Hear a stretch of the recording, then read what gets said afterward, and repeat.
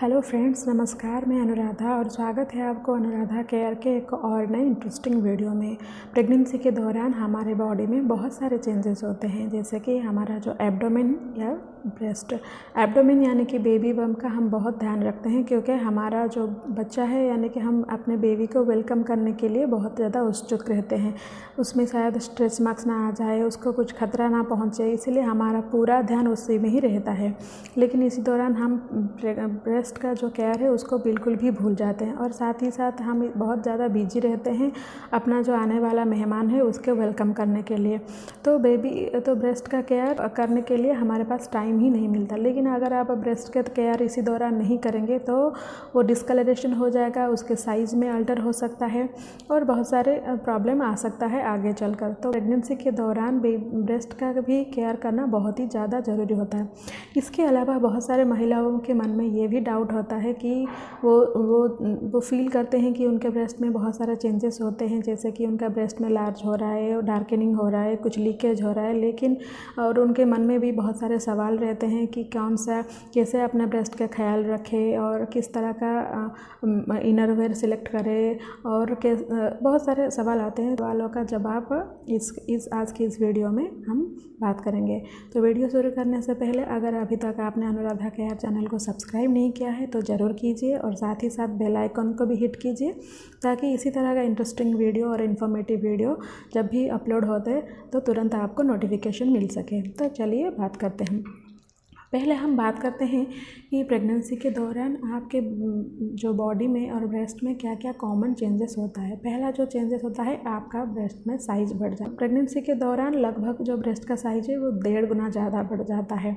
दूसरा जो चेंजेस होता है उसमें दर्द होता है, उसमें टेंडरनेस आ जाता है, बहुत सेंसिटिव हो जाता है, हल्का छूने से भी दर्द होता है। ब्लड के सर्कुलेशन ज़्यादा होने के वजह से आपका जो भेन यानी कि जो नसें हैं वो उभर सकते हैं, वो जो ब्लू वेन्स वो दिख सकते हैं।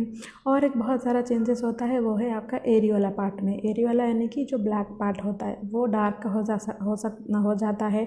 आपका निपल भी बड़ा होने लगता है। ये सब प्रेगनेंसी के हार्मोन के चलते होता है, घबराने वाला बात नहीं है। और एक चेंजेस कुछ ही महिला में होता है कि 5 या 7 महीने के दौरान उनके निपल से यानी कि ब्रेस्ट से कुछ डिस्चार्ज भी होता है।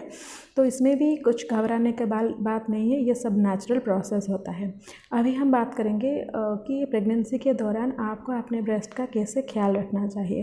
तो पहला जो बात है कि देखिए, आपका जो ब्रेस्ट है वो साइज चेंजेस हो रहा है, तो इसीलिए अगर आप अपना पुराना वाला जो इनरवेयर यूज़ करेंगे वो आपके लिए डिस्कम्फर्टेबल हो जाएगा। तो फर्स्ट ट्राइसेमिस्टर तक यानी कि 3 महीने तक तो ठीक है, लेकिन आगे चलकर आपको अपना जो इनरवेयर है उसका साइज़ चेंज करना होगा। आप अपना जो साइज़ है उसको थोड़ा ढीला वाला, थोड़ा ऊपर वाला साइज़ लीजिए, और प्रेगनेंसी के दौरान आप ऐसा इनरवेयर यूज़ कीजिए जो कि ना ही ज़्यादा टाइट हो या फिर ना ही ज़्यादा लूज़ हो। और साथ ही साथ अगर हो सके तो आपको कॉटन व पैडेड वाला ब्रा ही यूज़ कीजिए। रात के सोने के समय आप अपना जो ब्रा है और ब्रेसियर है उसको खोल के सोइए, ताकि आपको ज़्यादा कंफर्टेबल महसूस हो।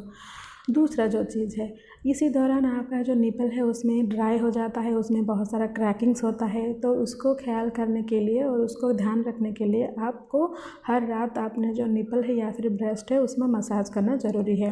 आप कोकोनट ऑयल यूज़ कर सकते हैं, ऑलिव ऑयल यूज़ कर सकते हैं, और बादाम का तेल भी यूज़ कर सकते हैं।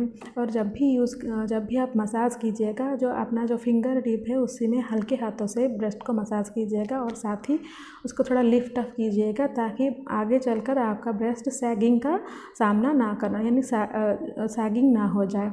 और तीसरा जो ध्यान रखना है आपका वो है आपको हाइजीन मेंटेन करना बहुत ज़रूरी है। बहुत सारे महिला है उनका जो 5 महीना या फिर 7 महीना में उनका जो ब्रेस्ट है उनमें लीकेज होता है, जिसको कि हम कोलेस्ट्रम बोलते हैं। ये एक नॉर्मल बात है, लेकिन जब भी वो लीकेज हो रहा है तो उसको होने दीजिए, लेकिन आप खुद बार बार चेक मत कीजिए कि लीक हो रहा है या फिर नहीं हो रहा है।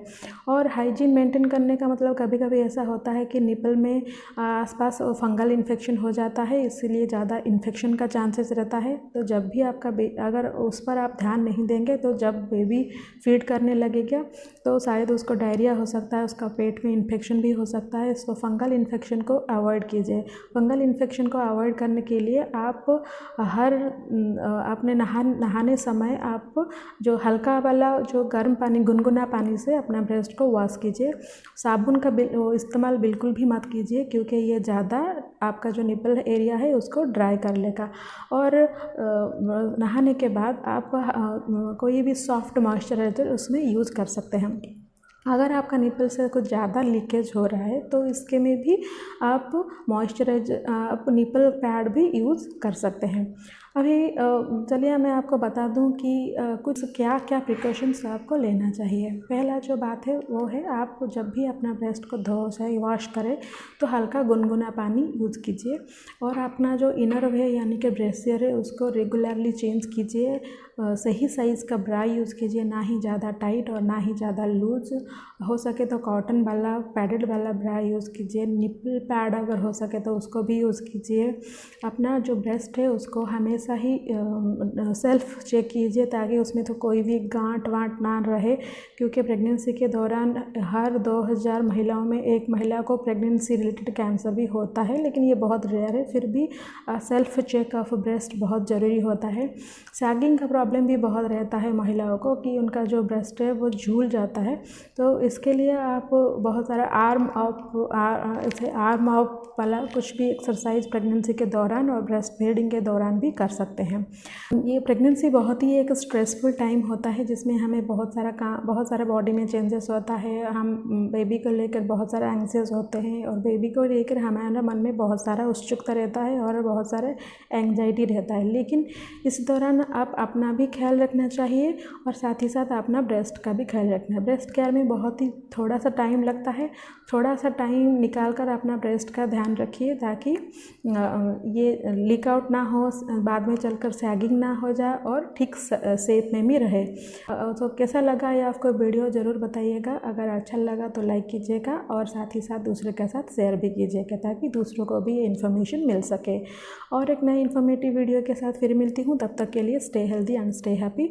लेकिन अगर अभी तक आपने अनुराधा केयर चैनल को सब्सक्राइब नहीं किया है तो ज़रूर सब्सक्राइब कीजिए।